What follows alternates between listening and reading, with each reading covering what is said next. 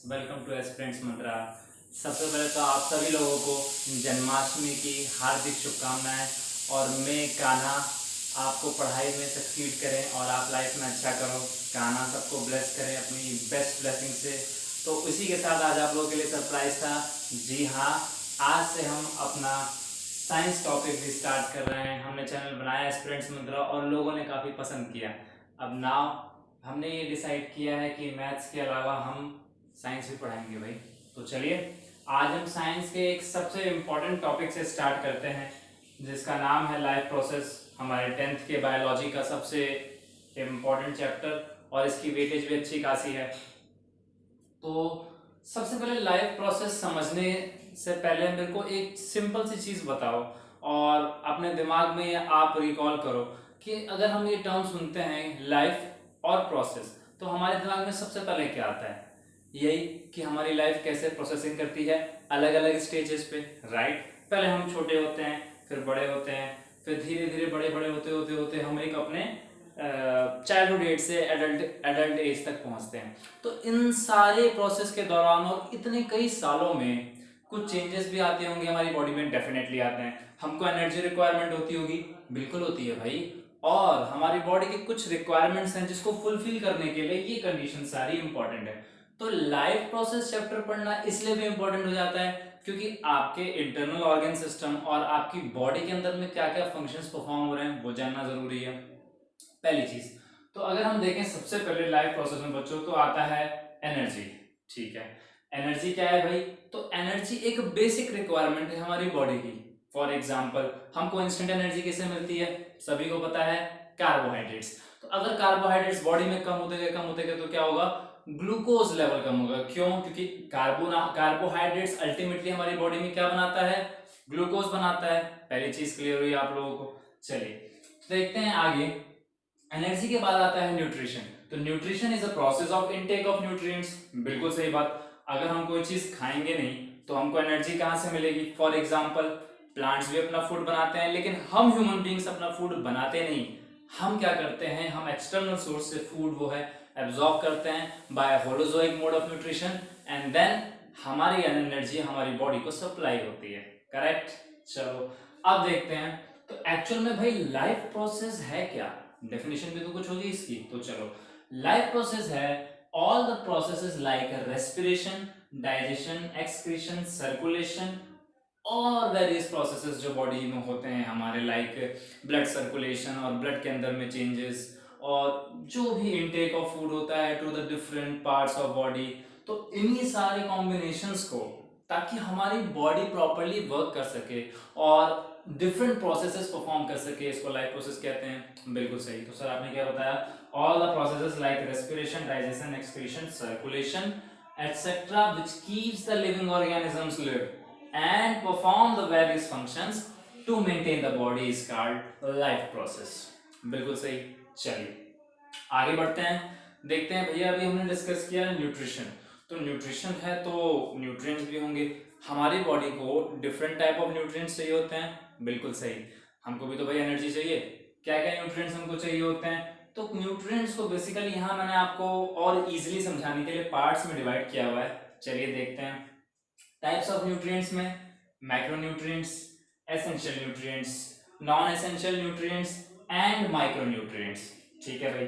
तो सर ये होते क्या क्या हैं? चलिए देखते हैं एक एक करके एस्पिरेंट्स। सबसे पहले मैक्रोन्यूट्रिएंट्स। मैक्रोन्यूट्रिएंट्स ऐसे न्यूट्रिएंट्स होते हैं जो मेजर क्वांटिटी में बॉडी के लिए रिक्वायर्ड होते हैं, वेदर आवर बॉडी और whether it's a normal plant और ग्रीन प्लांट्स। उनको भी एनर्जी चाहिए भाई, जाहिर सी बात है, तभी तो वो अपना फूड बनाएंगे, फोटोसिंथेसिस करेंगे, हमको भी एनर्जी चाहिए। तो मैक्रोन्यूट्रिएंट्स जो कि जनरली लार्ज अमाउंट में चाहिए होते हैं वो बहुत सारे फॉर्म में हमारी बॉडी में अलग अलग केमिकल कंपाउंड सिक्रीट करते हैं और बनाते हैं depending on our how we are taking our food. मतलब हम कौन सा फूड इनटेक कर रहे हैं उस पर डिपेंड करता है।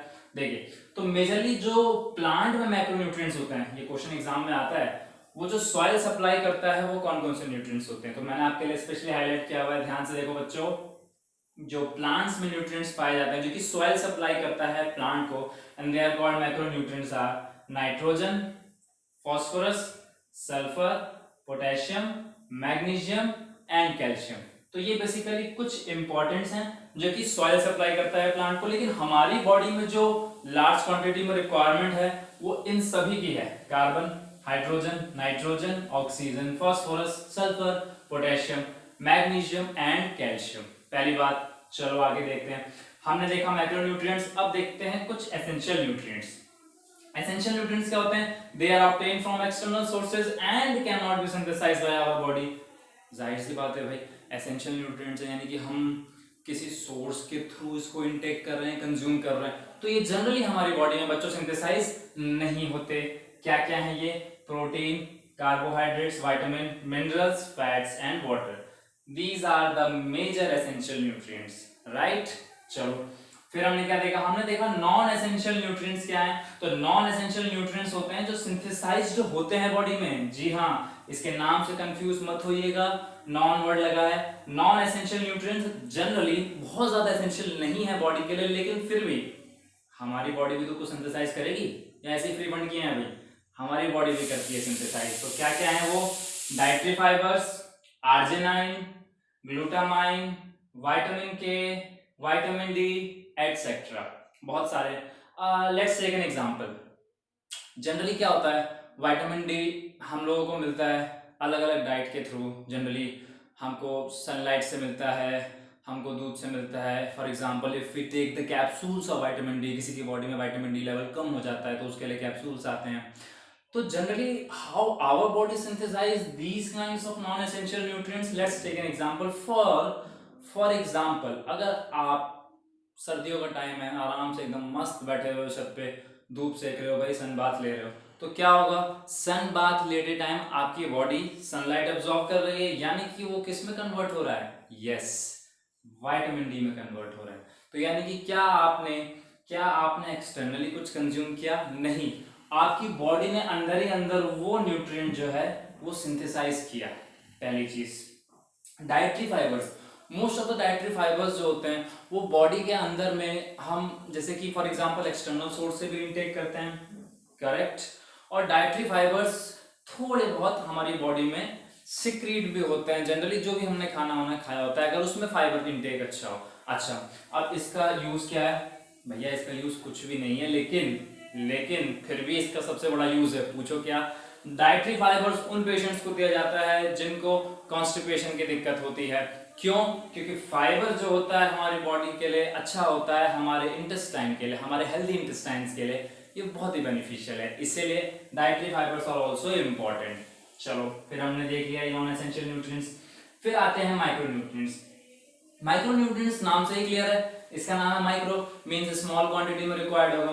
तो माइक्रोन्यूट्रिएंट्स ऐसे न्यूट्रिएंट्स होते हैं जो कि स्मॉल क्वांटिटी में हमको रिक्वायर्ड होते हैं हमारी बॉडी को। For example zinc, iron, chlorine, manganese, copper, boron and molybdenum, correct. तो हमने क्या क्या देख लिया? हमने देखा लाइफ प्रोसेस में कि एनर्जी क्या है, फिर हमने देखा कि न्यूट्रिशन क्या होता है, फिर हमने क्या देखा? टाइप्स ऑफ न्यूट्रिएंट्स देखे और लाइफ प्रोसेस की डेफिनेशन भी देखी। चलिए अब हम आगे बढ़ते हैं।